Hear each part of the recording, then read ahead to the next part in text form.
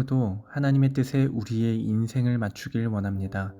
그렇게 오늘도 성도로 살아가길 원합니다. 다 함께 사도신경으로 우리의 신앙을 고백하겠습니다. 전능하사 천지를 만드신 하나님 아버지를 내가 믿사오며 그 외아들 우리 주 예수 그리스도를 믿사오니 이는 성령으로 잉태하사 동정녀 마리아에게 나시고 본디오 빌라도에게 고난을 받으사 십자가에 못 박혀 죽으시고 장사한 지 사흘 만에 죽은 자 가운데서 다시 살아나시며 하늘에 오르사 전능하신 하나님 우편에 앉아 계시다가 저리로서 산자와 죽은 자를 심판하러 오시리라.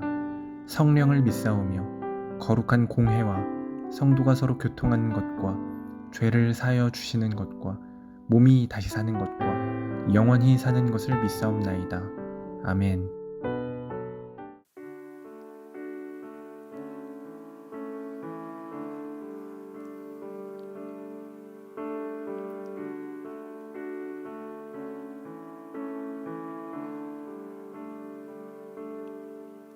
주님 내 길을 잘 아시고 내 걸음 아시네.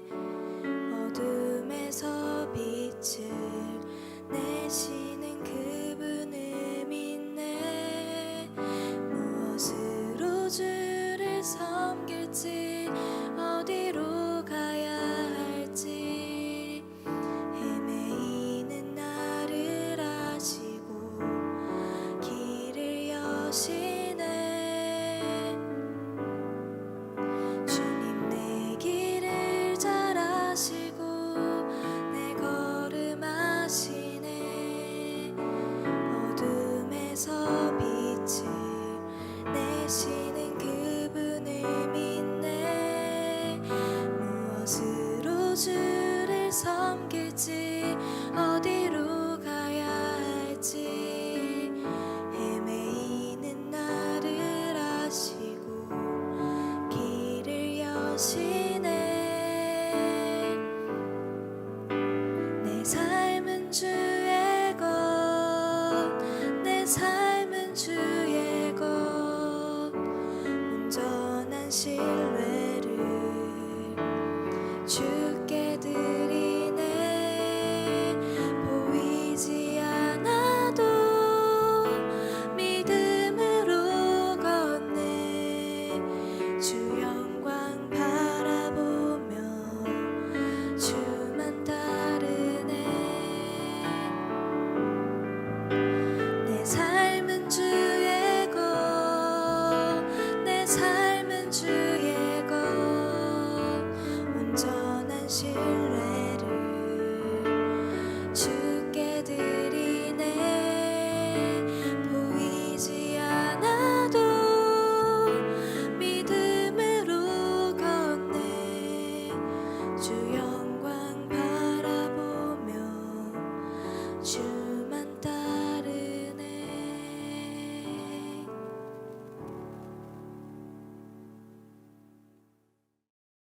오늘 우리가 함께 나눌 말씀은 고린도전서 14장 1절에서 19절 말씀입니다.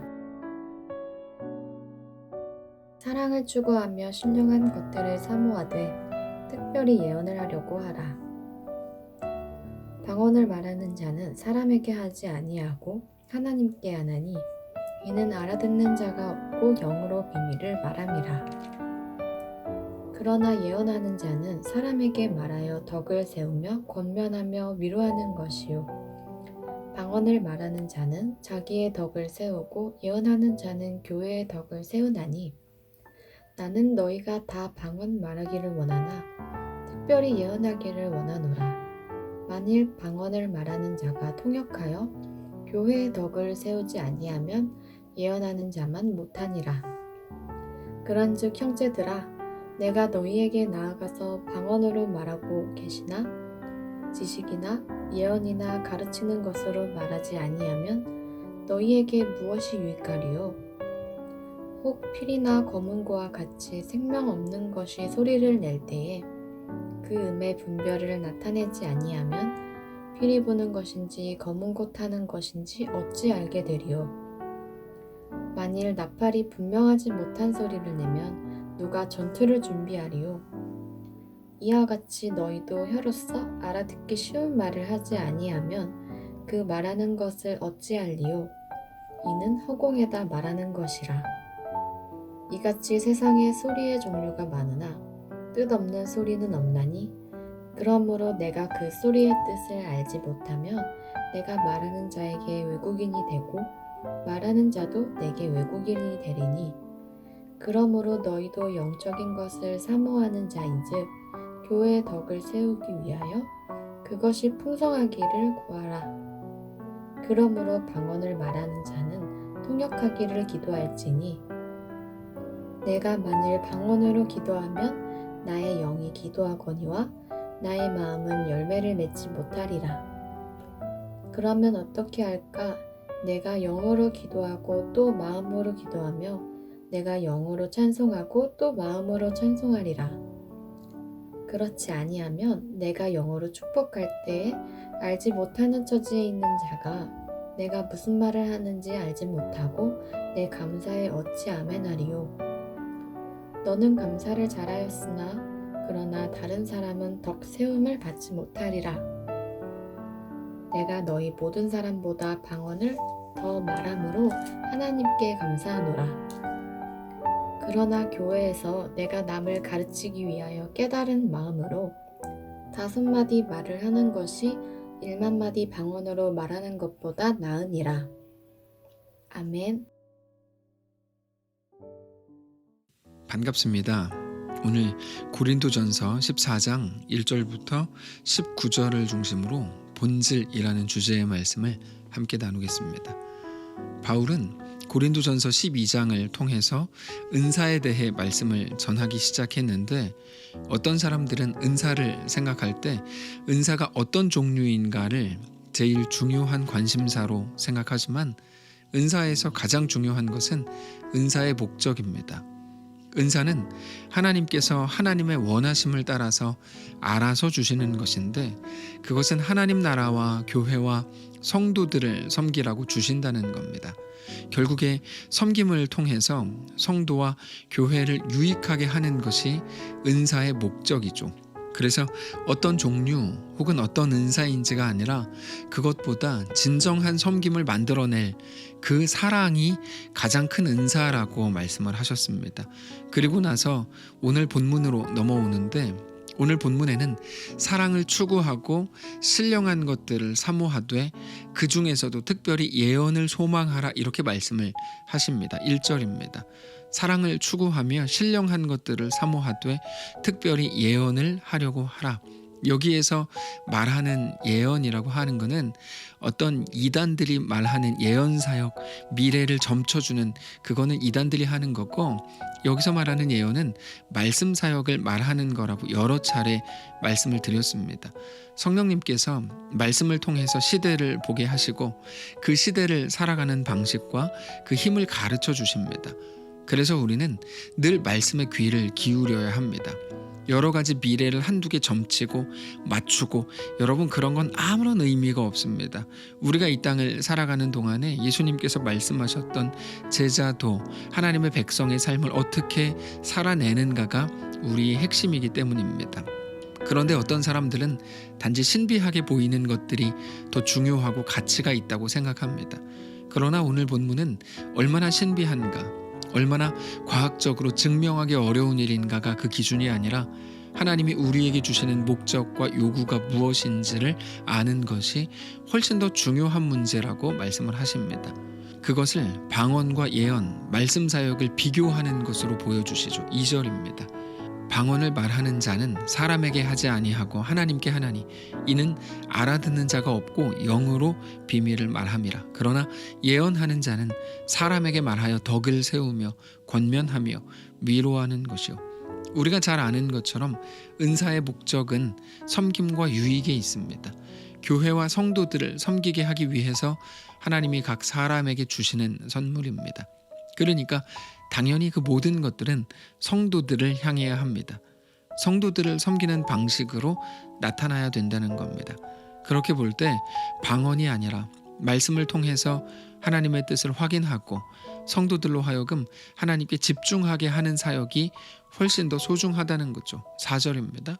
방언을 말하는 자는 자기의 덕을 세우고 예언하는 자는 교회의 덕을 세우나니 나는 너희가 다 방언 말하기를 원하나 특별히 예언하기를 원하노라. 만일 방언을 말하는 자가 통역하여 교회의 덕을 세우지 아니하면 예언하는 자만 못하리라.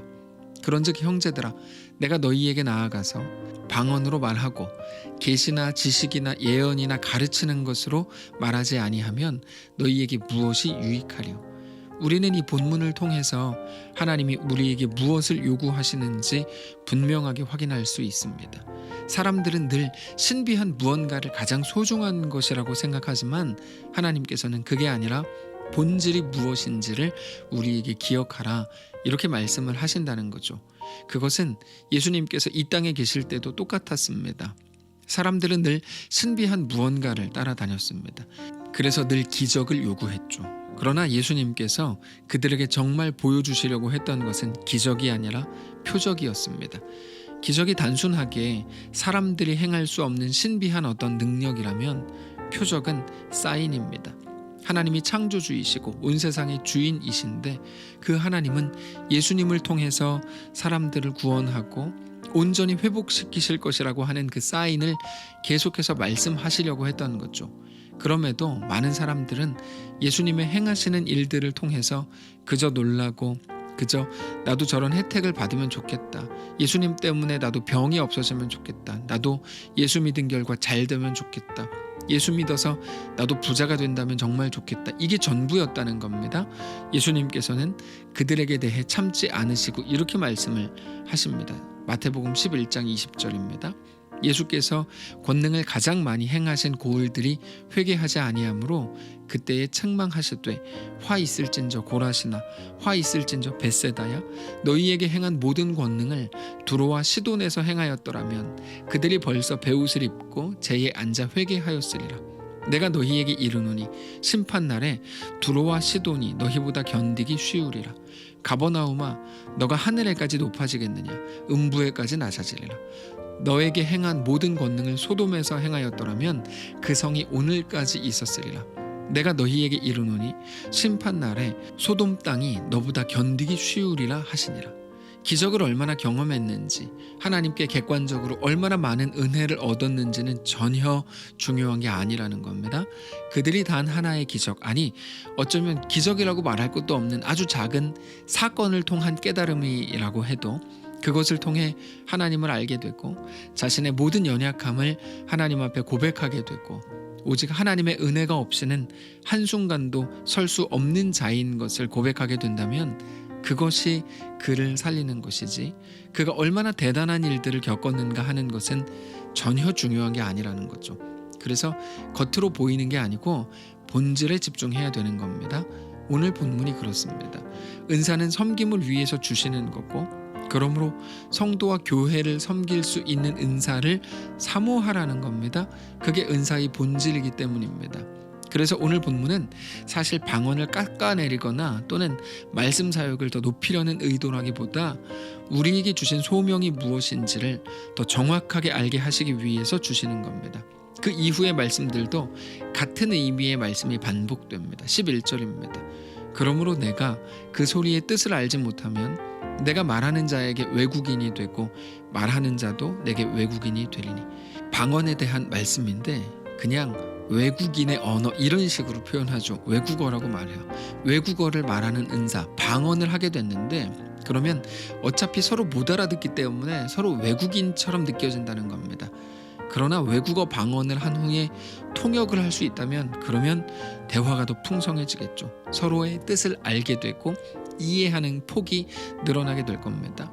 그러나 그렇지 않다면 아무리 천사의 언어로서의 방언으로 기도한다고 해도 그건 온전한 열매를 맺기 어렵다고 말씀하십니다. 12절입니다. 그러므로 너희도 영적인 것을 사모하는 자인즉 교회의 덕을 세우기 위하여 그것이 풍성하기를 구하라. 그러므로 방언을 말하는 자는 통역하기를 기도할지니 내가 만일 방언으로 기도하면 나의 영이 기도하거니와 나의 마음은 열매를 맺지 못하리라. 그러면서 사람이 영으로 찬양하고 영으로 기도할 수 있지만 그게 공동체에게 유익이 되는 것은 아니라고 말씀을 하십니다. 15절입니다. 그러면 어떻게 할까? 내가 영으로 기도하고 또 마음으로 기도하며 내가 영으로 찬송하고 또 마음으로 찬송하리라. 그렇지 아니하면 너가 영으로 축복할 때에 알지 못하는 처지에 있는 자가 너가 무슨 말을 하는지 알지 못하고 너의 감사에 어찌 아멘하리요. 너는 감사를 잘하였으나 그러나 다른 사람은 덕세움을 받지 못하리라. 오히려 1만 마디 방언으로 말하는 것보다 하나님의 말씀을 단 5마디만이라도 전한다면, 하나님의 말씀 깨달은 것이 적어서 5마디밖에 말할 수 없다고 해도 그게 훨씬 더 좋은 일이라고까지 말합니다. 19절입니다. 그러나 교회에서 너가 남을 가르치기 위하여 깨달은 마음으로 5마디 말을 하는 것이 1만 마디 방언으로 말하는 것보다 나으니라. 방언도 말씀을 깨닫는 것도 모두 하나님께서 주시는 선물입니다. 그렇기 때문에 오늘 본문에서 어떤 것이 더 우월하거나 반대로 어떤 것이 더 열등한가 이런 것을 말씀하시는 게 아닙니다. 다만 은사의 목적을 알아야 된다는 겁니다. 은사는 성도와 교회를 섬기고 유익하게 하는 것에 그 목적이 있습니다. 신앙을 혼자 한다면 섬김과 유익이 필요 없을 겁니다. 그러나 신앙은 혼자 하는 게 아닙니다. 혼자 어떤 미션을 수행하면 되는 그런 문제가 아닙니다. 신앙은 나 혼자 구원을 받는 개념이 아니라 하나님의 백성이 되는 문제입니다. 하나님의 백성이 된다는 것은 말 그대로 하나님의 백성들과 함께 살아간다는 말입니다. 그래서 우리가 각자의 자리에서 내 오름이나 내 주장이 아니라 하나님의 이끄심과 하나님의 뜻 앞에서 굴복하고 엎드리고 순종하는 것이 그 핵심입니다. 무엇을 사모하십니까? 무엇을 간절히 원하십니까? 무엇을 바라십니까? 그 어떤 것보다 오늘 하나님을 더 깊이 알고 그 하나님 앞에 우리의 삶을 온전히 조정하고 하나님을 그렇게 또 따르게 되시기를 소망하십시오. 그렇게 우리가 각자의 자리에서 하나님을 더 사랑하고 하나님의 이끄심 앞에 온전히 엎드리는 거룩한 날 되시기를 바랍니다. 기도하겠습니다. 살아계신 하나님 감사합니다. 우리 삶에 허락하신 모든 역사와 모든 은혜, 하나님이 이끌어 가시는 그 모든 본질을 보기를 원합니다. 단지 내 흥미 혹은 내 원함 혹은 내 기분과 내 감정과 눈앞에 보이는 내 이익을 따라갔던 모든 것들을 멈추고 이제는 하나님 앞에 굴복하고 엎드리고 충성하는 놀라운 하나님의 백성들로 다 세워지도록 인도해 주시옵소서.